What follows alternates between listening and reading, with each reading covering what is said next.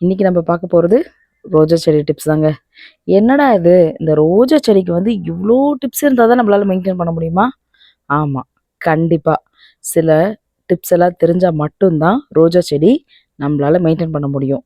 ஏன் கேட்குறீங்களா? பொதுவாக நீங்கள் நர்சரியிலையோ இல்லை ரோடுகளில் விற்கிற கடைகள்லையோ நீங்கள் ரோஜா செடி வாங்குவீங்க. வாங்கும்போது பார்த்தீங்கன்னா நல்லா பூக்கள் எல்லாம் நல்லா பெருசு பெருசாக இருக்கும். ஆனால் வாங்கிட்டு வந்து கொஞ்ச நாளில் அந்த இருக்கிற மொக்கு மட்டும் நல்லா பெருசா பூக்குற மாரி பூக்கும். அடுத்த லெவல்ல பூக்களே பூக்காது. அப்படி மீண்டும் வந்து மொட்டுக்கள்லாம் வச்சாலும், மறுபடியும் அந்த பூ வந்து பார்த்தீங்கன்னா, சைஸு ரொம்ப சின்னதா பூக்கும். அது ஏன் தெரியுமா? நம்ப அத கரெக்ட்டா மெயின்டெயின் பண்ண தெரியல. ப்ளஸ் வந்துட்டு அதுக்கு சரியான ஃபீடு குடுக்கணும்.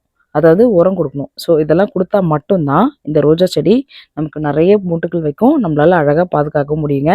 ஸோ நான் என்ன பண்ண போறேன் அப்படின்னு பார்த்தீங்கன்னா, ஒரு ரோஜா செடி இருக்கு அப்படின்னா, ஒட்டு செடிக்கு கீழ ஒரு செடி இருக்கும். தாய் செடி. ஸோ அந்த செடியோட அடியில வந்து பார்த்தீங்கன்னா, இத கட் பண்ணி விடணும். ஏன் அப்டின்னா, இது ஒரு தனி பிரான்ச்சஸா நமக்கு ரொம்ப குரோத்தா நல்லா கிரீனிஷா நல்லா வளருங்க.